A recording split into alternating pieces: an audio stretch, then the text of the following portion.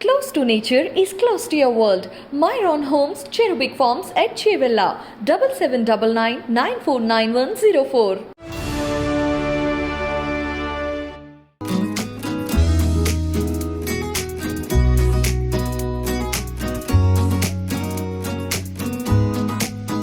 మనం హైదరాబాద్ అనగానే మనకి గతంలో చార్మినార్, ఆ తర్వాత హుసేన్ సాగర్, మళ్ళీ బిర్లా మందిర్ ఇలాంటివి చాలా ప్రసిద్ధం. విహారయాత్రలు కూడా వాటిని చూడటానికి వచ్చేవాళ్ళు.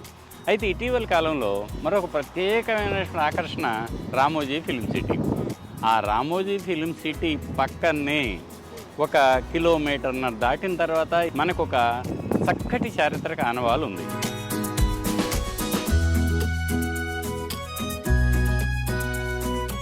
ఆనాటి మనుషులు మరణిస్తే వాళ్ళని పూడ్చిపెట్టి చుట్టూ సమాధి కట్టేటువంటి స్మారక కట్టడాల ఆనవాళ్ళు. మనకి ఆ ఇనుప యుగపు చిట్టెం అంటారు దీన్ని. ఇనుప చిట్టెం అంటే అర్థం ఏమిటి? ముడి ఇనుము. ఇది మాత్రం మీకు ఇదిగో ఇనుప యుగపు నాటిదే. అది అసలు టిపికల్ కుతుబ్ షాహీ ఆర్కిటెక్చర్. మధ్యలో ఆర్చిల్ పైన ఒక గుర్తు ఉంటుంది మీకు. ఆ గుర్తుకు అటు ఇటు కూడా డిజైన్లు ఉంటాయి. మళ్ళీ ఈ పక్క ఆ పక్క చక్కటి గుండ్రటి పద్మాలతో కూడిన డిజైన్లు ఉంటాయి. బావి చుట్టూ వెళ్ళడానికి బాల్కనీ నుంచి ఎదురుగా పోవడానికి స్నానాలు చేసిన తర్వాత బట్టలు మార్చుకునే గదులు, కింద గ్యాలరీలో నీళ్లు కిందకి వెళ్ళినప్పుడు అక్కడ స్నానాలు చేసి కూర్చునేవాళ్ళు. మనకి మినిమం ఒక 200 సంవత్సరాలకు ముందుదే ఇది.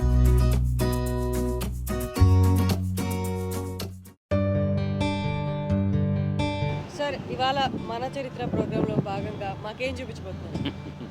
చాలా ఆశ్చర్యకరమైన విషయాలు ఏమిటి అంటే, మనం హైదరాబాద్ అనగానే మనకి గతంలో చార్మినార్, ఆ తర్వాత హుసేన్ సాగర్, మళ్ళీ బిర్లా మందిర్ ఇలాంటివి చాలా ప్రసిద్ధం. విహారయాత్రలు కూడా వాటిని చూడటానికి వచ్చేవాళ్ళు. అయితే ఇటీవల కాలంలో మరొక ప్రత్యేకమైన ఆకర్షణ రామోజీ ఫిలిం సిటీ. హైదరాబాద్ వచ్చిన చుట్టాలు ఎక్కడి నుంచైనా రానివ్వండి, రామోజీ ఫిలిం సిటీ చూడకుండా వాళ్ళు వెళ్ళరన్నమాట. అంత ప్రాముఖ్యత సంతరించుకుంది. ఆ రామోజీ ఫిలిం సిటీ పక్కనే 1 కిలోమీటర్న్నర దాటిన తర్వాత ఎడం వైపున నేషనల్ హైవే, హైదరాబాద్ విజయవాడ జాతీయ రహదారి పక్కనే మనకు ఒక చక్కటి చారిత్రక ఆనవాలు ఉంది. అది ఏమిటి అంటే, క్రీస్తుకు పూర్వం 1000 సంవత్సరాలకు చెందినటువంటి ఇనుప యుగం అంటాం మనం దాన్ని. ఆ ఇనుప యుగపు ఆనవాళ్ళు. ఏ ఆనవాళ్ళవి? ఆనాటి మనుషులు మరణిస్తే వాళ్ళని పూడ్చిపెట్టి చుట్టూ సమాధి కట్టేటువంటి స్మారక కట్టడాల ఆనవాళ్ళు. అవి ఏమవుతున్నాయంటే ఎప్పటి నుంచో ఇక్కడ ఉన్నాయి. కానీ ఇంత దగ్గరలో హైదరాబాద్కి ఇంత సమీపంలో ఇక్కడ ఒక చారిత్రక ఆనవాళ్ళు ఉంది అని ఒక బోర్డు పెట్టినా, లేక దాన్ని చుట్టూ శుభ్రం చేసి నలుగురికి తెలియజేసినా, హైవే మీద వచ్చేవాళ్ళు పోయేవాళ్ళు దీని యొక్క చారిత్రక ప్రాధాన్యతను గుర్తుంచుకోవటమే కాక మన చరిత్రకు సంబంధించినటువంటి పురాతన విశేషాలను తెలుసుకున్న వాళ్ళు అవుతారు. అయితే ఇక్కడ దీనికి ఒక ప్రమాదం ఏర్పడింది. ఏమిటి ఆ ప్రమాదం? నేషనల్ హైవే ఇప్పుడు విస్తరిస్తున్నారు. ఈ విస్తరించేది ఇప్పుడు దీని మనకు కేవలం 50 అడుగుల దూరంలోనే ఉంది రోడ్డుకి. ఈ 50 అడుగులు రేపు విస్తరణలో పోతుంది. బహుశా ఈ ఆనవాళ్ళు కూడా కనుమరుగవుతాయేమో. 1000 సంవత్సరాలు సార్? క్రీస్తుకు పూర్వం 1000. అయితే ఇక్కడ గమ్మత్ ఏమిటంటే, ఇది ఆ ఆనవాళ్ళు. మనకు జాతీయ రహదారి ఖచ్చితంగా 50 అడుగుల దూరమే. దీంట్లో విశేషం ఏమిటి అంటే, వాళ్ళేమో ఇళ్ళు కట్టుకునే ఇళ్ళేమో తాత్కాలికంగా ఉంటాయి, గుడిసెల్లో ఉండేవాళ్ళు. కానీ వాళ్ళు మరణించిన వాళ్ళకి నిర్మించిన స్మారక కట్టడాలు శాశ్వత బిల్డింగ్ మెటీరియల్తో కట్టారు వాళ్ళు. అంటే ఏమిటి? ఒక చోట గుంట తీస్తారు, గుంట తీసి పాతి పెడతారు. పాతి పెట్టిన తర్వాత లోపల ఏం చేస్తారంటే రాళ్లతో ఒక గదిలాగా ఏర్పరుస్తారు. ఏర్పరచపోయినా కూడా అలాగే గుంటలో మరణించిన వాళ్ళని అలా పెట్టేసి వాళ్ళు ఏమైతే వాడారో వాళ్ళ కొండలు కావచ్చు, వాళ్ళు వాడిన ఆభరణాలు కావచ్చు, వాళ్ళు వాడిన ఆయుధాలు కావచ్చు, దైనందిన జీవితంలో వాళ్ళు వాడిన పనిముట్లు, పరికరాలు, వస్తువులు అన్నింటినీ అతనితోనూ ఆమెతోనూ అలాగే నిక్షిప్తం చేయటం వాళ్ళ ఆచారం. వాళ్ళు ఏమి తీసుకునేవాళ్ళు కాదు. అతనితో ఉంటాయి, ఆవిడతో ఉంటాయి అన్నమాట. అలా చేసిన తర్వాత మళ్ళీ పూర్తి చేసి దాని మీద నెత్తి మీద ఒక బండ పెట్టేసి ఆ బండ చుట్టూ వృత్తంగా ఒక గీత గీసి ఆ వృత్తం చుట్టూ ఏం చేస్తారు? ఇదిగో ఇలా సహజ సిద్ధంగా దొరికే బండలను దొళ్ళించి ఒక గుండ్రంగా ఇలా ఆకారం ఏర్పాటు చేస్తారు. ఇలా ఆకారం ఏర్పాటు చేసి ఏం చేస్తారు? మళ్ళీ ఆ మధ్యలో ఎత్తుగా ఒక పాత్రలాగా ఒక రాళ్ళు మట్టి కలిపినటువంటి ఒక దిమ్మెని ఏర్పాటు చేస్తారు. తద్వారా ఏమవుతుంది, కింద ఉండేదానికి రక్షణ ఉండటమే కాక ఇది కూడా యాజ్ ఇట్ ఈజ్గా అలా ఉంటుంది. మరి అలా ఆనాడు అలా నిర్మించబట్టే ఇప్పటికి కూడా అంటే 3000 సంవత్సరాలైన చెక్కు చెదరకుండా ఆ కట్టడం మనకి ఇలాగే ఉంది. ఇక్కడే కాదమ్మా, ఇక్కడ మీకు అన్నమాచార్య ఇంజనీరింగ్ కాలేజ్ అని ఉంది. ఈ కాలేజీ వరకు మాకు తెలిసి 100 ఉండేవి. ఇప్పుడు రాను అవగాహన లేక ఈ ప్లాట్లు వేసేటప్పుడు కావచ్చు, లేఅవుట్లు వేసేటప్పుడు కావచ్చు, మనం చేయలేము, వాళ్ళందరికీ ప్రతి వాళ్ళకి చెప్పలేం కదా.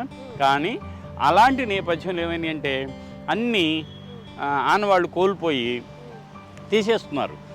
ప్రస్తుతం 2 అంటే 2 మిగిలాయి మనకి, ఇది అది.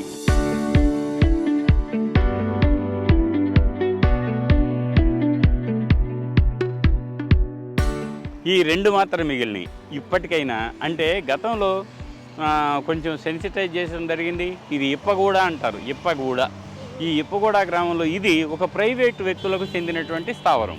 వాళ్ళు ఏమంటారంటే మేము రక్షిత కట్టడంగా ప్రకటిద్దామని సర్వే నెంబర్లు ఇదంతా రాష్ట్ర పురావస్తు శాఖ, అంటే ఇప్పుడు తెలంగాణ వారసత్వ శాఖ గతంలో చర్యలు చేపట్టింది దీన్ని కాపాడదామని. అయితే ఆ స్థానిక ఈ ఓనర్లు అయినటువంటి వాళ్ళ దగ్గర నుంచి సహకారం దొరకలేదన్నమాట. ఇంకా వాళ్ళు ముందుకు పోలేకపోయారు అక్కడికి. వాళ్ళు సహకరిస్తే దీన్ని రక్షిత కట్టడంగా ప్రకటించేవాళ్ళు. కానీ వీళ్ళు ఏమిటంటే రేట్లు విపరీతంగా పెరుగుతున్నాయి, గవర్నమెంట్ చేతికి వెళ్తే మళ్ళీ మేము అమ్ముకోలేము అన్న ఉద్దేశంతో రైతులు తమ అంగీకార పత్రాన్ని ఇవ్వలేదు దీన్ని రక్షిత కట్టడంగా ప్రకటించడానికి. తద్వారా ఇది ఇలా మిగిలిపోయింది. రేపు పొద్దున ఏమైంది, ఈ రోడ్డు విస్తరిస్తున్నారు, మనం చూస్తూనే ఉన్నాం కదా. విస్తరిస్తూ ఆ రోడ్డు విస్తరణలో ఇది కూడా కనుమరుగు అవుతుందేమోనని భయంగా ఉంది దీన్ని కాపాడుకోకపోతే. అవన్నీ అవే. ఇప్పుడు ఈ గుట్టలు ఉన్నాయా, ఆ ఎత్తాటి గుట్టలు, దాని చుట్టూ ఉండే రాళ్ళు వెళ్ళే కానీ ఆ గుట్టలన్నీ కూడా మీకు ఇనుపయోగపు సమాధులే. ఇది ఒక పెద్ద స్థావరం. మనం దీన్ని గమనించుకోవచ్చు. అది కరెక్ట్. దీంట్లో కొన్ని నిలువుగా పాతుతారు, మెన్హిర్ అంటారు దాన్ని, పెద్ద స్మారకశిల నిలువు రాళ్ళు అంటారు దాన్ని. మనకు మహబూబ్ నగర్ జిల్లాలో ఈ నిలువు రాళ్ళు హాయిగా 100ల సంఖ్యలో ఉన్నాయి. దాన్ని ఇప్పుడు ప్రపంచ వారసత్వ జాబితా సోట్లో దక్కడానికి ప్రయత్నాలు జరుగుతున్నాయి. మళ్ళీ ఇక్కడ మనకి దీనికి పక్కనే మళ్ళీ ఇంకొకటి ఉంది చూసారా, అదే రకమైన కట్టడం. అంటే వాళ్ళు ఏం చేస్తారు, ఒక ఏరియాని తీసుకుంటారు, దాదాపుగా 25 అడుగుల సదరం ఉంటుంది సరాసరిన, అంటే 25 అడుగుల వ్యాసం. ఆ వ్యాసం చుట్టూ వృత్తం, ఆ వృత్తంలో దాదాపుగా 15-20 రాళ్ళు, ఎంత పడితే అంత రాళ్లతో వాటిని గుండ్రంగా అమరుస్తారు. అమర్చిన తర్వాత భద్రం చేసుకోవడానికి మధ్యలో మట్టి కంకర రాళ్ళు వేసి నింపుతారు. నింపితే అది శాశ్వతంగా ఇప్పటి వరకు ఉండటానికి ఆ సాధారణ టెక్నాలజీ ఇప్పటి వరకు చూడండి. దాని నుంచి మనం నేర్చుకోవాలా. ఎంత అంటే సహజసిద్ధంగా దొరికే బిల్డింగ్ మెటీరియల్స్తో ఇలా ఒక శాశ్వత కట్టడాన్ని ఏమాత్రం ఖర్చు లేకుండా సునాయాసంగా నిర్మించవచ్చు అన్న అంతఃసూత్రాన్ని మనం దీని నుంచి గమనించుకోవచ్చు. ఇంకా అక్కడ అవే, ఎక్కడ చూసినా అవే. రేపు పొద్దున ఈ తాకిడిల్లో ఇవి ఆనవాళ్ళు కోల్పోతే మనం భావితరాలకి అందించకుండా హాని చేసిన వాళ్ళం అవుతామేమో. మన పైన ఎన్నో అది. ఒక్కసారి ఏం చేయాలి అంటే ఇక్కడ వీటిని కాపాడి ఉన్నట్టుగా కనీసం రోడ్డు ఇంతవరకు వచ్చినా పర్వాలేదు, ఇక్కడ ఒక పెద్ద బోర్డు పెట్టి ఆ బోర్డు మీద ఏం చేయాలి, 3000 సంవత్సరాల నాటి చారిత్రక ఆనవాళ్ళు, వీటిని ఇనుప యుగపు సమాధులు అంటారు, వీరి జనజీవన విధానం ఇలా ఉంటుంది, ఇది వాళ్ళ సమాధుల నిర్మాణ రీతి అని తెలుసుకోగలిగితే హైదరాబాద్ చరిత్ర కేవలం కులీ కుతుబ్ షా నిర్మించిన 1597 సంవత్సరంలో చార్మినార్ నిర్మించాడే ఇదే కాదు, హైదరాబాద్ నగర పరిసరాలన్నీ కూడా చారిత్రక ఆనవాళ్లే.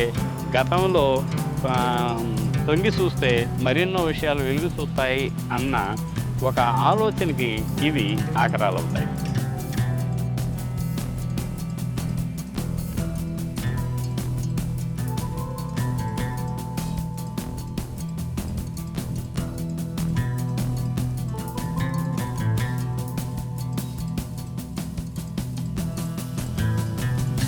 మనం ఇప్పుడు హైదరాబాద్ నుంచి చౌటుప్పల్ వెళ్ళే దారిలో అల్మాస్గూడ అని ఒకటి ఉంటుంది. ఈ అల్మాస్గూడ దగ్గర ఒక మసీద్ ఉంది.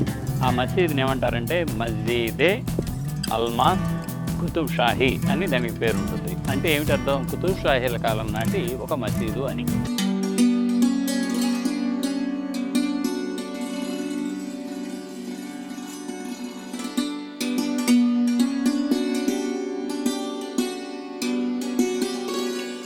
ఇది ఎవరు కట్టారు అనేది నేను మళ్ళీ వివరిస్తాను. అయితే అది ఏమిటా చూద్దామని లోపలికి వెళ్తున్న కొద్దిగా మాకేమైందంటే ఒక ఫర్లాంగ్ దూరం మేము చుట్టుపక్కల చూస్తూ ఉంటాం కదా, వెళ్ళేటప్పుడు మాకు గుండ్లు కనపడ్డాయి. అరే ఈ గుండ్లు ఏమిటి చూద్దాం దీన్ని పరిశీలిస్తే అవి ఇనుపయోగ సమాధులు.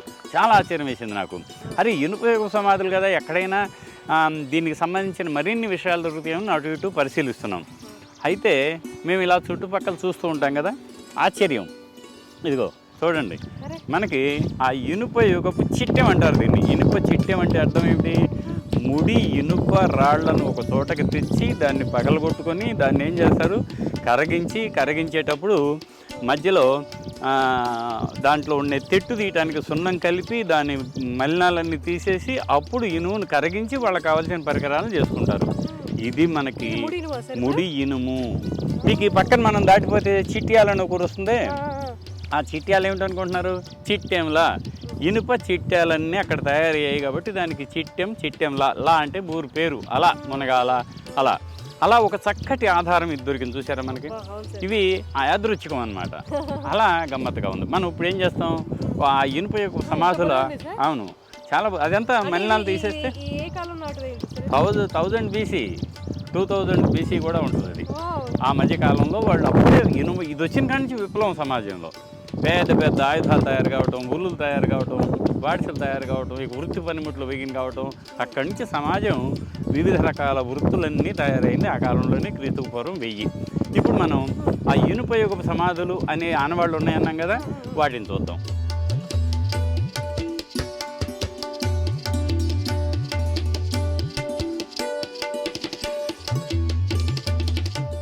సార్, అంటే ఇప్పుడు మీరు ఇక్కడికి వచ్చారు, ఈ ప్లేస్ లో ఉంటాయని అసలు ఎలా అవగాహన వస్తుంది, అసలు ఇవి ఎలా గెస్ట్ చేస్తారు సార్? అంటే ముందుగా మాకు తెలియదు, కానీ ఇక్కడ ఒక కట్టడం ఉంది, కట్టడం చుట్టుపక్కల ఆటోమేటిక్గా ఆవాసం ఉంటుందని తెలుసు, కానీ అది కుతుబ్ షాహీలని తెలుస్తూ ఉంటుంది.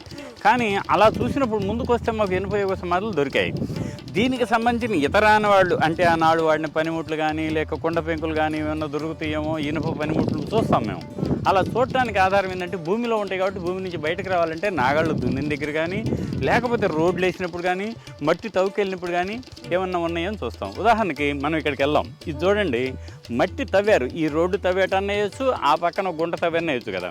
అలాంటి వాటిలో మాకు ఏదైనా ఆనవాళ్ళు దొరకడానికి చాలా ఆస్కారం ఉంటుందన్నమాట. మనం ఇప్పుడు వీటిల్లో చూద్దాం.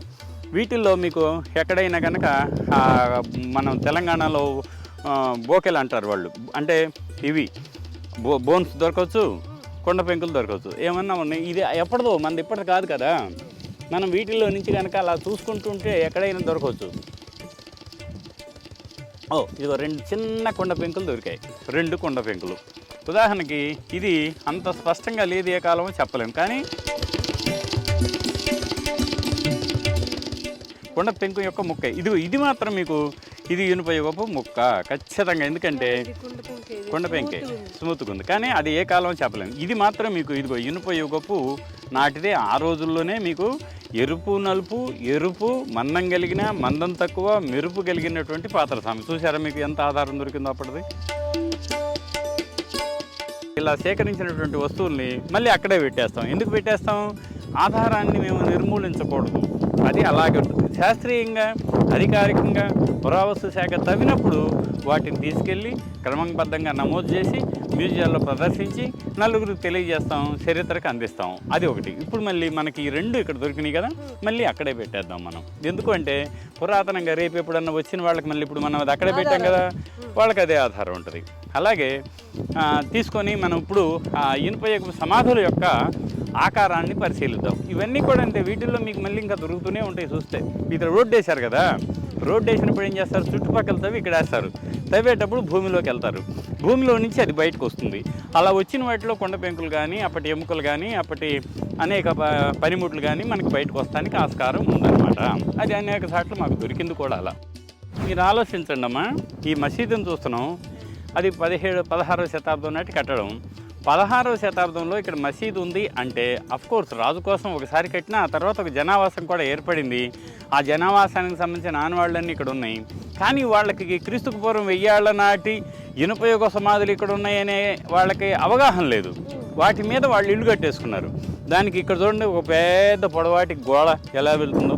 ఇది ఖచ్చితంగా మీ కుతుబ్ షాహీల కాలం నాటిదే, నో డౌట్ అనమాట దాంట్లో. అండ్ గోడ ఇటొక రాయి అటొక రాయి, రెండు, ఇది బయట రాయి ఇది లోపల రాయి, ఈ మధ్యలో బెండరేసుకొని గోడ కట్టేశారు. అలా మనకు కొన్ని ఆధారాలు దొరుకుతూ ఉంటాయి.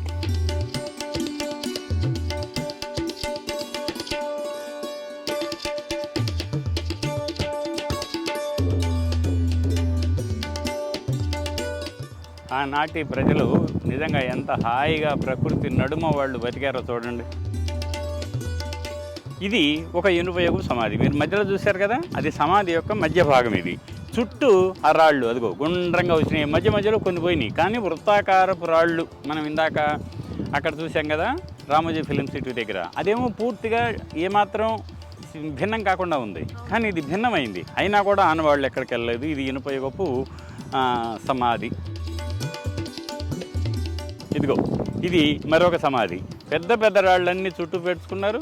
ఒక్కొక్కసారి తక్కువ రాళ్ళు ఉంటాయి, ఒక్కొక్కసారి ఎక్కువ రాళ్ళు ఉంటాయి. అది వాళ్ళ అవసరాన్ని బట్టి తీసుకుంటారన్నమాట.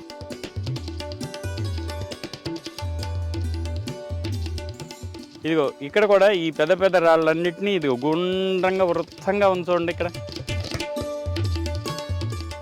ఆ వృత్తంలో కొన్ని కొన్ని రాళ్ళు తీసేశారు వాళ్ళు. మధ్యలో ఇక్కడి నుంచి తీసి మధ్యలో కూడా వేస్తారు, బయటకు తీసి మధ్యలో కూడా వేస్తారు. వాళ్ళకి తెలియదు కదా. మీరు చూడండి ఆ మధ్యలో ఉన్న రాయిని వాళ్ళు పగల కొట్టుకున్నారు మోడర్న్గా. అట్లా మనకి అనుకోకుండా మన ఆనవాళ్ళన్నీ కళ్ళ ముందే కనుమరుగవుతాయి.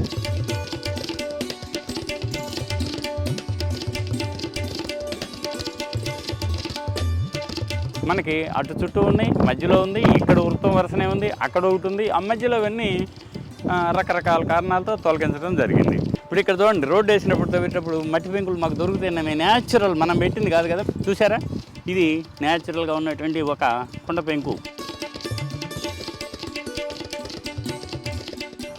దాన్ని తీయొచ్చు అనమాట, కానీ తీస్తే ఎవిడెన్స్ పోతాయి. మీరు అనుకున్న ఇనుప చిట్టాలు అనేకం దొరుకుతాయి చూస్తే. అవి ఆధారాలు అన్నమాట. మాకు అందరూ గమనించలేరు కదా. దాంట్లో మేము ఎలా గమనిస్తామంటే అది మా మాయ కూడా కాదు, తర్ఫీదు. మేము పెద్దవాళ్ళ దగ్గర నుంచి నేర్చుకున్నాం. వాళ్ళు క్రమ పద్ధతిలో విశ్లేషించారు. ఇది ఈ కాలానికి ఇది ఇలా ఉంటుంది అని చెబుతారు. చెప్పినప్పుడు మేము శాస్త్రీయంగా ఆ తర్వాత కాలంలో మీకు శాతవాహన కాలం నుంచి మనకి శాసనాలు ఉంటాయి కాబట్టి శాసనాలు దొరికిన ప్రదేశంలో ఉన్న కొండ పెంకులు కానివ్వండి, లేక నాణ్యాలు దొరుకుతాయి ఒక్కొక్కసారి. ఆ తర్వాత కట్టడాలు దొరుకుతాయి, ఇటుకలు దొరుకుతాయి. వాటి అన్నిటిని బట్టి మేము ఏం చేస్తాము, ఇది శాతవాహనులది, ఇది శాతవాహన అనంతర కాలానిది, ఇది విష్ణుకుండిలది అని మేము తెలుసుకుంటాం అన్నమాట. ఇది మాత్రం ఇక రేపో ఎల్లుండో ఈ స్థావరం కూడా వెళ్ళిపోతుంది. ఇందాక మనం అనుకున్నటువంటి ఆ కుతుబ్ షాహీలు అంటే ప్రత్యేకించి ఇబ్రహీం కుతుబ్ షా కాలంలో కట్టినటువంటి మసీదుని చూద్దాం. మసీద్ అనేది ఏదైనా ఎలా ఉంటుందంటే వాళ్ళు పశ్చిమాభిముఖంగా నమాజ్ చేస్తారు, ప్రార్థనలు అందిస్తారు. ఎందుకంటే మక్కా అటు ఉంటుంది కాబట్టి అది వాళ్ళ పవిత్ర స్థావరం. అటు తిరిగి చేస్తారు కాబట్టి వాళ్ళు ఏం చేస్తారు, తూర్పు వైపు నుంచి పశ్చిమానికి దండం పెట్టుకుంటూ ఉంటారు. ఆ దండం పెట్టుకునేటువంటి గూడు కూడా మసీదులో ఉంటుంది, ప్రామాణికం. దాని ముందు ఆ వసారాకి ఏం చేస్తారు అంటే ఆర్చెస్ ఉంటాయి. అంటే మనం ఆర్చిలు అంటాం కదా, ఆ ఆర్చిలు అది అసలు టిపికల్ కుతుబ్ షాహీ ఆర్కిటెక్చర్. మధ్యలో ఆ ఆర్చిల పైన ఒక గుర్తు ఉంటుంది మీకు. ఆ గుర్తుకు అటు ఇటు కూడా డిజైన్లు ఉంటాయి. మళ్ళీ ఈ పక్క ఆ పక్క చక్కటి గుండ్రటి పద్మాలతో కూడిన డిజైన్లు ఉంటాయి. అవి మాకేం చేస్తుంది, ఇది కుతుబ్ షాహీలు అంటాం.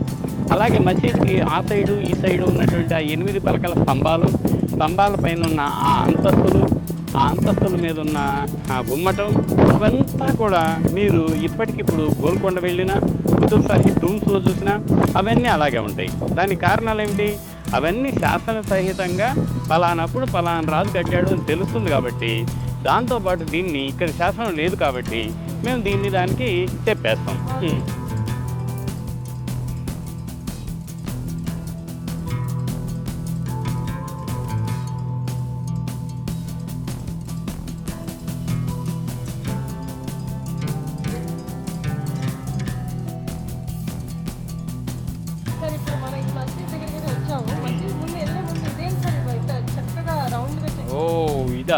చాలా ఇంపార్టెంట్ అయిన కట్టడ శకలం అమ్మ ఇది. ఇదేమిటంటే మీకు ఆయన నేను చెప్పి ఇందాక అనుకున్నాను అన్నట్లుగానే ఇబ్రహీం కులీ కుతుబ్ షా గోల్కొండ నుంచి బందర్ వెళ్ళటానికి ప్లాన్ చేసుకున్నాడు. బందర్ వెళ్ళేటప్పుడు తాను ఒకరోజు ఉదయం ప్రారంభమై సాయంత్రం అయ్యే వరకు రోజుకి 5 సార్లు నమాజ్ చేయాలి. కాబట్టి ఈ నడక మార్గంలో ఎక్కడెక్కడ ఆ సమయానికి చేరుకుంటామో ముందుగానే అంచనా వేసి అక్కడ మసీదు కట్టించాడు. కోస్ మీనార్లని మైల్ రాళ్ళని పాటించాడు ఆయన. దాన్ని కోస్ మీనార్ అంటాం. మనం తెలుగులో క్రోస్ అంటాం కదా, 2 మైళ్ళని 12 మైళ్ళు క్రోస్ అని, అలా క్రోస్ మీనార్ని పెట్టాడు. నేను గతంలో చూసినప్పుడు రోడ్డు అమ్మటే 2 కనపడేవి. ఇలా దండు మల్కాపురం దగ్గర ఉండేవి, ఇంకా ముందు ఉండేవి. కానీ ఇప్పుడు రోడ్డు విస్తరణలు అన్నీ పోయినాయి. లక్కీగా ఇవాళ మీరు చూపించటాన నాకు ఇది ఉంది అని తెలిసింది. చాలా బాధేసింది, అయ్యో ఇవి కనపడకుండా పోయాయని. ఇది చూడండి, దీని యొక్క ప్రాముఖ్యత ఏమిటంటే ఇదిగో ఇక్కడ తూప్రాన్పేటలో ఆనాడు ఆయన ఈ గోల్కొండ మచిలీపట్నం మధ్య ఏర్పాటు చేసుకున్నటువంటి ఆ మసీదు పక్కనే కోసు మీనార్లు అనేవి చాలా ఇంపార్టెంట్. ఇవి మధ్యలో పోయినా ఇంకా ఇప్పటికీ ఓల్డ్ సిటీలో ఇంకా 2 మిగిలే ఉన్నాయి. చాలా బాధేసింది నాకు, ఇవి ఎక్కడ పోయినాయి అని వచ్చేటప్పుడు పోయేటప్పుడు ఆ వెంట ఈ వెంట చూస్తూనే ఉంటా. నాకు కనిపించక ఎన్నోసార్లు బాధేసింది. కానీ ఇవాళ ఇది ఏమిటని మీరు అడిగితే ఇది కోస్ మీనార్ యొక్క గుమ్మటం. కింద గుండ్రంగా స్తంభం ఉండేది, అటు ఒక స్తంభం ఉండేది. ఆ స్తంభాల మధ్య గుండా వాళ్ళు వెళ్ళేవాళ్ళు. అలా కోస్ మీనార్లు అంటారు వీటిని. అయితే ఆయన ఏమనుకున్నాడంటే తన కంట్రోల్లో మచిలీపట్నం కూడా ఉంది కదా, అది అక్కడ సముద్రం ఉంది. తన పూర్వీకులంతా సముద్రపు ప్రాంతం నుంచి వచ్చిన వాళ్ళు, ఎక్కడ ఇరాన్ నుంచి, ఇస్ఫహాన్ ఆ ప్రాంతం నుంచి. కానీ ఒకసారన్నా సముద్రం చూడాలి కదా అన్న ఉద్దేశంతో తాను, పైగా అప్పటికే మచిలీపట్నం కలంకారీ పరిశ్రమకు ప్రసిద్ధి చెంది పెద్ద అంతర్జాతీయ రేవు పట్టణంగా ఖ్యాతి చెందింది. వీళ్ళ కంట్రోల్లో ఉంది, విపరీతమైన ఆదాయం తెచ్చిపెడుతుంది. ఒక్కసారి నేను మచిలీపట్నం చూడాలి అని ఆయన ఇలా ప్రారంభించి వెళ్ళాడు. ఆయన వెళ్ళి ఒకరోజు బస చేసినప్పటిదే ఇవాళ కొండపల్లి పక్కనే విజయవాడ దగ్గర ఉన్నటువంటి ఇబ్రహీంపట్నం ఒకరోజు రాత్రి బస చేసి దాంట్లో ఆయన ఏర్పాటు చేసుకున్నాడు అనమాట. అది ఇబ్రహీంపట్నం. అలా ఇక్కడ హైదరాబాద్ నుంచి మొదలు పెడితే ఇది, దీని తర్వాత మీకు ముందు అల్మాస్పేట అని కొయ్యలగూడెం దగ్గర ఇంకొక మసీదు ఉంది. అక్కడ ఇంకా ముందుకు పోతే మీకు దాన్ని ఏమంటారంటే మునగాల్లో ఒక మసీదు ఉంది. అన్ని మోడర్న్ అయిపోయినాయి. ఇలా టయానికి ఎక్కడికి చేరుకుంటాడో అక్కడ మసీదు కట్టాడు. అది ఊరు కావచ్చు, ఊరికి వెలుపల ఉన్న రహదారి కూడా కావచ్చు. మరి ఇదేమో అప్పటికే ఊరుంది. కానీ మనం ఇప్పుడు ఇందాక అల్మాస్గూడలో చూసింది అల్మాస్పేటలో మసీదు అక్కడేమి లేదు, కానీ అప్పుడు ఒక ఆవాసం ఉండేది అలా అన్నమాట. అయితే ఇక్కడికి వస్తే ఇక మనం ఇక్కడ చూస్తున్నటువంటి ఇది కూడా ఇబ్రహీం కులీ కుతుబ్ షా కాలపు నాటి కుతుబ్ షాహీ కట్టడ కళను ప్రతిబింబించే మసీదు. మసీదుకు మనం చూస్తున్నాం, అది ఆ స్తంభం ఉంది. ఆ స్తంభం వాళ్ళు మీనార్స్ అంటారు కదా, ఆ మీనార్ యొక్క కట్టడం చూస్తే కింద హాయిగా ఒక 8 పలక, దాని మీద ఒక చిన్న బాల్కనీ, దాని మీద మళ్ళీ స్తంభం, దాని మీద మళ్ళీ పద్మాలంకరణలు, దాని మీద మళ్ళీ అలాగే రిపీట్ అయ్యి చివరికి గుమ్మటం మీద కలశం. అది కేవలం కుతుబ్ షాహీల కట్టడ కళా శైలి. దాన్ని బట్టి మనకేం తెలుస్తుందంటే వీళ్ళు అవగాహన లేక ఏదో కొత్తది కట్టేసుకున్నారు. ఇలా చేయడం వల్ల బాత్రూమ్ కట్టేశారు. మనం ఏం చేస్తాం, మనం ఏం అనలేము. అవగాహన కల్పించిన బాధ్యత స్థానిక ప్రభుత్వాలపైన, కొద్దిగా గొప్ప తెలుసుకున్న పరిసరాల్లో ఉండే వారి మీద ఉంది. అది వస్తే బాగుంటుంది అని ఆశ. మనం ఇప్పుడు బాట సింగారం దగ్గర ఉన్నాం. ఈ బాట సింగారం అనేది చాలా చారిత్రక ప్రసిద్ధి చెందినటువంటి పేరు. సింగారం అనేది ఊరు, అది అప్పటికే ఉంది. కానీ అలా ఆ సింగారం యొక్క ప్రత్యేకత ఏమిటి అంటే అది బాట పక్కనే ఉంది. ఏ బాట? దండు బాట. ఏ దండు? అప్పుడు కులీ కుతుబ్ షా కాలంలో ఇక్కడి నుంచి వాళ్ళు మచిలీపట్నం వెళ్ళినా, ఉత్తరాదికి వెళ్ళినా కూడా ఇది ఒక రూట్ అన్నమాట. ఈ రూట్లో మిలిటరీ నడిచి, దండు అంటే మిలిటరీ సైనిక పటలం. ఆ పటాలన్నీ ఇలా దండుగా వెళ్ళటం వల్ల దాన్ని దండు బాట అన్నారు. దండు బాట పక్కనే ఉన్నటువంటి సింగారం కాబట్టి బాట సింగారం అన్నారు. ఈ బాట సింగారం పక్కనే మనకు ఇప్పుడు హైవే మీద ఉన్నాం మనం. బాట సింగారం దగ్గర గ్రామ పంచాయతీ సమీపంలో. ఈ హైవే మీద ఏముంది? ఎవ్వరికీ కనిపించకుండా ఒకటి నక్కి తాటి చెట్లు పొదల మాటున ఎదురు చూస్తుంది. ఎవరి కోసం? ఎవరో తనను ఉద్ధరిస్తారని. నేను 200 సంవత్సరాల నుంచి ఒకప్పుడు వైభవ ప్రభావాలతో వెలుగొందినటువంటి ఈ దిగుడు బావిని నన్నెవరూ పట్టించుకోరా అని ఒక శిథిల వ్యధను వ్యక్తపరుస్తోంది. ఆ బావి ఏమిటో చూద్దాం.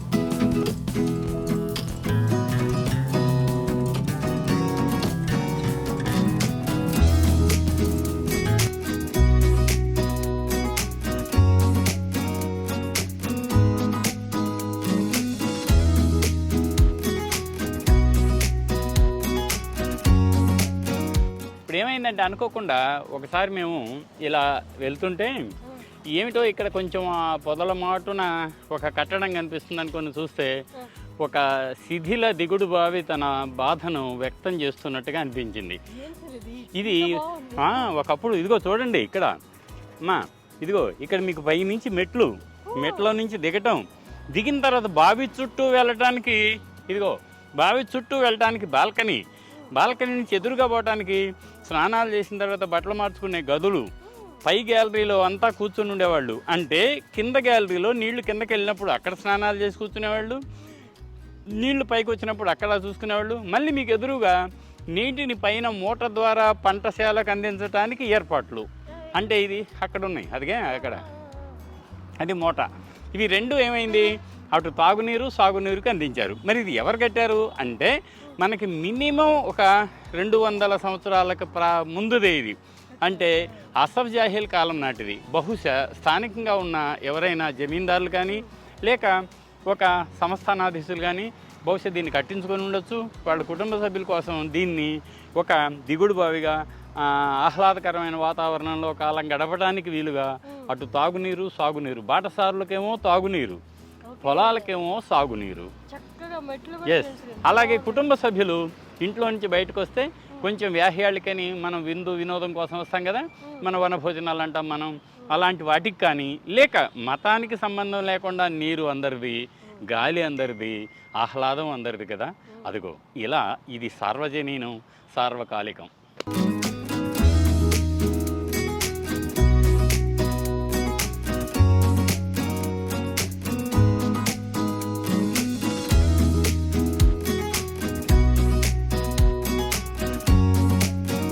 కుతుబ్ షాహీల కాలం నుండి కూడా జాతీయ రహదారి. ఆ జాతీయ రహదారి పక్కనే బాటసారుల కోసం ఆనాట్లో మీకు అశోకుడు చెరువులు తవ్వించాడు, బావులు తవ్వించాడు, రోడ్లమ్మటే చెట్లు పెట్టించాడంటామే. అదిగో ఆ అప్పటి ఒక ఉదార స్వభావం మధ్యయుగాలే కాదు ఇప్పటికి కూడా కొనసాగుతుంది. మనకి ఇలా చూసుకోవాల్సింది ఇది బాటసింగారం పక్కనే ఉన్నటువంటి రోడ్డు అమ్మటే ఉన్న ఒక బావి. అదిగో ఆ మూల మీద మెట్లు దిగంగానే నీళ్ల మట్టం పైకి పెరిగి తగ్గుతూ ఉంటుంది కదా. మట్టం పెరిగే కొందికి ఒక్కొక్క అరుగు చుట్టూ రావడానికి వీలుగా చూసారా మీరు. ఆ అరుగుకి కింద కూడా వాళ్ళు ఆనాటి కాంక్రీట్, అది 200 సంవత్సరాలకు పైగా వేసిన కాంక్రీట్ ఇప్పటికీ నిలబడి ఉంది చూసారా. అది వాళ్ళ యొక్క విలువ అన్నమాట, ఏనాడు రాజీ పడలేదు. అక్కడి నుంచి వాళ్ళు ఈ గ్యాలరీకి రావచ్చు, గ్యాలరీలో ఉండొచ్చు, కుటుంబ సభ్యులు పిల్లలు ఈతలు కొట్టుకుని కేరింతలు వేస్తుంటే ఆనందించవచ్చు. ఆ తర్వాత ఈ 2వ లెవెల్కి మళ్ళీ నీళ్లు తగ్గుతాయి కదా. అది ఇప్పుడు మనం కింద లెవెల్లో మునిగింది, ఇక్కడ కూడా వస్తాయి ఒక్కోసారి నీళ్లు, అప్పుడు అక్కడికి వస్తారు, అక్కడ ఆస్వాదిస్తారు. ఇక్కడి నుంచి తాగునీరు, ఇది తాగునీరు, అది సాగునీరు. చూసారా, అటు బాటసారులకు ఉపయోగం, కుటుంబ సభ్యులకు ఉపయోగం, పొలాలకు ఉపయోగం, ఊరికి ఉపయోగం. అదిగో అలాంటి ఒక చక్కటి భావన భారతీయ సంస్కృతిలో ఒక భాగం.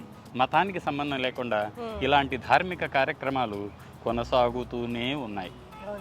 ఈ కట్టడాన్ని బాగు చేస్తే మళ్ళీ ఆనాటి వైభవాన్ని దానికి సంతరించిన వాళ్ళం అవుతాం.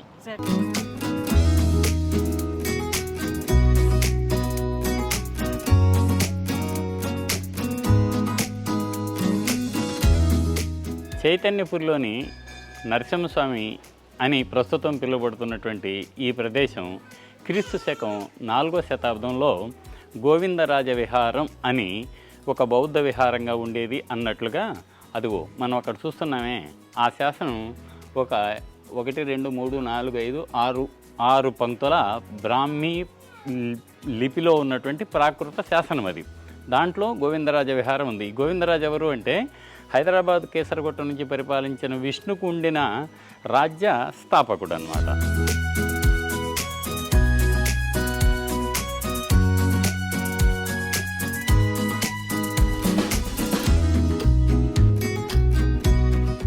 సార్, మనం ఇన్ని చూస్తున్నాము, ఇంత పురాణమైన వస్తువులు కానీ కట్టడాలను కానీ చూస్తున్నాము, కానీ చాలామంది ఇప్పటికీ హైదరాబాద్ అంటే కులీ కుతుబ్ షా నుంచే అని ముద్రపడిపోయింది సార్. అంటే హైదరాబాద్ కులీ కుతుబ్ షా నుండే ఫామ్ అయింది, అంతకుముందు హైదరాబాద్ అనేది లేదా సార్? ఒకవేళ ఉంటే అది ఎన్ని ఏళ్ళ నుంచి ఉన్నట్టు సార్? అంతకుముందు ఉన్న మాట నిజం, కానీ దాని పేరు హైదరాబాద్ కాదు. అయితే హైదరాబాద్లో ఒక ప్లేగ్ వ్యాధి వచ్చిందని, ఆ ప్లేగ్ వ్యాధి సందర్భంగా చాలామంది చనిపోయారని, దానికి గుర్తుగా తను అంటే ఆ వ్యాధి నుంచి నయమైతే నేను ఒక మహానగరాన్ని నిర్మిస్తానని కులీ కుతుబ్ షా అనుకుని తాను ముందు ఈ హైదరాబాద్ అంతకుముందు గోల్కొండలో ఉండేవాడు, మూసీ నది పక్కనే. ప్రస్తుతం చార్మినార్ ఎక్కడుందో ఆ ప్రదేశంలో చార్మినార్ నిర్మాణంతో హైదరాబాద్ నగరాన్ని బాగ్ నగరం అంటే అది తోటలతో ఉండేట్టుగా ఒక చక్కటి నగరాన్ని నిర్మించాడు అన్నది చారిత్రక సత్యం మనందరికీ తెలుసు. అయితే అది 1591-92 సంవత్సరం. కానీ అంతకుముందు ఆలోచిస్తే హైదరాబాదు జనావాసం కాదా, లేక చుట్టుపక్కల అసలు ఎవరు లేరా అని అంటే కాదు. ఎందుకంటే గొల్లకొండ అనేది మీకు కాకతీయుల కాలం నుంచి ఉందని. అంతకుముందు ఆలోచిస్తే మనం కళ్యాణి చాళుక్యుల కాలానికి సంబంధించిన 2 శాసనాలు, ఒకటేమో Bowenpally, old Bowenpally police station దగ్గర ఇప్పటికీ ఉంది. రెండవది మీకు సరూర్ నగర్ ఏరియాలో ఔటర్ రింగ్ రోడ్ అంటాం మనం. ఆ outer ring road, inner ring road దగ్గర కర్మన్ ఘాట్ ఆంజనేయ స్వామి దేవాలయంలో మరొక కళ్యాణి చాళుక్యుల శాసనం ఇప్పటికీ ఉంది. అంటే 12వ శతాబ్దం ఉంది. అవి 12వ శతాబ్దం నాటి 2 శాసనాలు ఇప్పటికీ మనకు ఉన్నాయి. అంతకు ముందుకెళ్తే చిలుకూరులో బాలాజీ శివాలయం కంటే ముందు ఉన్నటువంటి శివాలయం అది వేములవాడ చాళుక్యుల కాలం నాటి 9వ శతాబ్దం ఉంది. ఇంకా ముందుకెళ్తే హైదరాబాద్లో ప్రాకృత అంటే 2వ పులకేసి శాసనం ఒకటి దొరికింది. ఆ 2వ పులకేసి శాసనం ఎప్పటిది? 612వ సంవత్సరం నాటిది. క్రీస్తు శకం 612 హైదరాబాద్లో దొరికింది. Hyderabad inscription of Pulakeshi the second అని దానికి పేరు. అది 7వ శతాబ్దం బిగినింగ్. దానికంటే ముందు మీకు హైదరాబాద్ పక్కనే ఉన్నటువంటి కేసరగొట్టలో వాళ్ళు విష్ణుకుండిన్లు అనే ఒక రాజ్యం ఇక్కడే పుట్టి ఇక్కడి నుంచి దక్షిణాన పెన్నా, ఉత్తరాన రేవా నది అంటే నర్మదా నది వరకు వాళ్ళు పరిపాలించారు. అదిగో అక్కడతో అసలు నికాల్సైన ఒక వరుస క్రమంలో చారిత్రక ఆనవాళ్లతో ఉన్నటువంటి ఈ హైదరాబాదు పరిసరాలకు గొప్ప చరిత్ర ఉంది. మరి అంతకుముందు లేదా అంటే ఉంది. ఇక్ష్వాకులు నాగార్జునకొండ శ్రీపర్వత విజయపూర్ నుంచి పరిపాలించేటప్పుడు, అంటే అది క్రీస్తు శకం 3వ శతాబ్దం 225 నుంచి 310 వరకు రూల్ చేశారు. వాళ్ళ కాలంలో కూడా ఈ హైదరాబాదులో ఈ చైతన్యపురి ఈ ప్రాంతంలోనే చాలా చోట్ల పునాదులు తవ్వుతుంటే ఇక్ష్వాకుల కాలపు, అంతకుముందు శాతవాహనుల కాలపు మట్టి పెంకులు, అదే దాన్ని ఏమంటామంటే కొండ పెంకులు, ఇటుక రాళ్ళు బయటకు వచ్చిన ఆధారాలు ఉన్నాయి. హైదరాబాదు శివార్లో ఉన్నటువంటి కంది అనే గ్రామంలో తవ్వకాలు జరిగితే ఇక్ష్వాకుల కాలం నాటి ఆలయం బయటకు వచ్చింది, 3rd సెంచరీ AD. సో దీన్ని బట్టి మనకి ఏం తెలుస్తుంది? తర్వాత అక్కడే ఉన్న బండరామేశ్వరపల్లి, అక్కడే ఉన్న పటాన్చెరు, పాటి మొదలైన అనేక హైదరాబాద్ చుట్టుపక్కల ఉన్నటువంటి అనేక ప్రాంతాల్లో శాతవాహనులకు సంబంధించిన ఆళ్ళవాళ్ళు ఉన్నాయి. ఎక్కడ దాకా ఎందుకు రాజేంద్ర నగర్ పరిసరాల్లో ఉన్న పులిమావి డి అనేది కూడా ఒక శాతవాహన, పులిమావి పేర ఏర్పడినటువంటి శాతవాహన స్థావరం. దాని అర్థం ఏమిటి? ఇంకా ముందుకెళ్తే ఇందాక అనుకున్నామే రామోజీ ఫిలిం సిటీ దగ్గర, ఇంకా చుట్టుపక్కల హైదరాబాద్ సెంట్రల్ యూనివర్సిటీలో మెగాలిథిక్ నిలువురాయి ఉంది, ఇనుప యుగపు సమాధులు ఉన్నాయి. కొత్తగూడలో ఇనుప సమాధులు ఉన్నాయి, నిలువురాళ్ళు ఉన్నాయి. అదే కాకుండా ఇంకా ముందుకెళ్తే కేతేపల్లి అని మూసీ నది ఒడ్డున ఉన్నటువంటి హైదరాబాద్ శివారులో ఉన్నటువంటి కేతేపల్లిలో కొత్త రాతిగో పానవాళ్ళు దొరికాయి. ఇటీవల BNR హిల్స్ అని ఉంటుంది, జూబిలీ హిల్స్ పక్కనే, ఆ మల్కంచెరు జూబిలీ హిల్స్ మధ్యలో BNR హిల్స్. అక్కడ ఉన్నటువంటి తాబేలు గుండు కింద నాకు, రామోజు హరగోపాల్ గారికి కొత్త రాతిగో పానవాళ్ళు దొరికినాయి. మాకు రాతి గొడ్డళ్ళు బయటపడ్డాయి. ఇంకంతకంటే ఏం కావాలి? ఇంకా ముందుకెళితే అదే పరిసరాల్లో అనేక అంటే మధ్యరాతి యుగపు ఆనవాళ్ళు కూడా ఉన్నాయి. దాని అర్థం ఏమిటంటే హైదరాబాద్ నగరం పరిసరాలు ఈ పేరు లేకపోయినా కూడా క్రీస్తుకు పూర్వం కనీసం 10,000 సంవత్సరాల నుంచి జనావాసానికి నిలయంగా ఉంది అని తెలుస్తుంది. హైదరాబాద్ నగర సుందరి వయసు కేవలం 400 ఏళ్ళు కాదు, కనీసం 4 వేళ్లకు వెళ్తుంది అని ఈ పురావస్తు ఆధారాలన్నీ నిరూపిస్తున్నాయి.